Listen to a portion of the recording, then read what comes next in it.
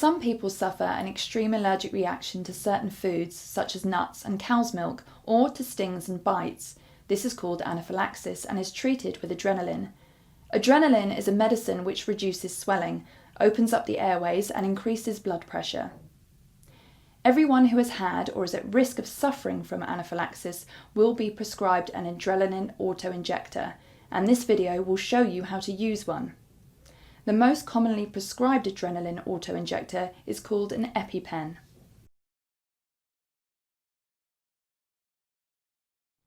Adrenaline must be given as soon as you suspect that someone is suffering from a severe allergic reaction or anaphylaxis.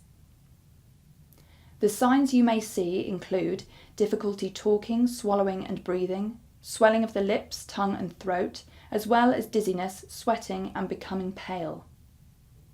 If you believe that the person is suffering from anaphylaxis, you must give them adrenaline with the auto-injector straight away. Don't wait for delay. You won't do any harm by giving them adrenaline. Only after you have done that should you call 999 for an ambulance. All brands of adrenaline auto-injector work in the same way. They are the quickest, safest and easiest way of giving adrenaline and can be used by anyone who is available to help, not just doctors and nurses. You can use the auto-injector on yourself or on anyone else suffering from an allergic reaction. We will demonstrate the procedure with an EpiPen. Just follow these simple steps. Remove the cap of the EpiPen and identify the end with the needle. Firmly grip the EpiPen in your hand with the needle end pointing downwards. Stab the EpiPen into the outer thigh at a 90-degree angle and hold. You want the needle to go into the muscle of the thigh. This is the bulky part on the outer edge of the thigh. EpiPens are designed to work through clothes, so do not waste any time undressing. Hold the pen against the thigh and count slowly to 10 so that the pen remains in the person for 10 seconds. Do not release the pressure. Once 10 seconds is up, remove the EpiPen. The needle will shoot back inside as a safety measure.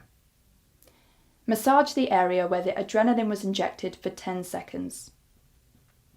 Now call 999 and ask for an ambulance, stating anaphylaxis as the reason.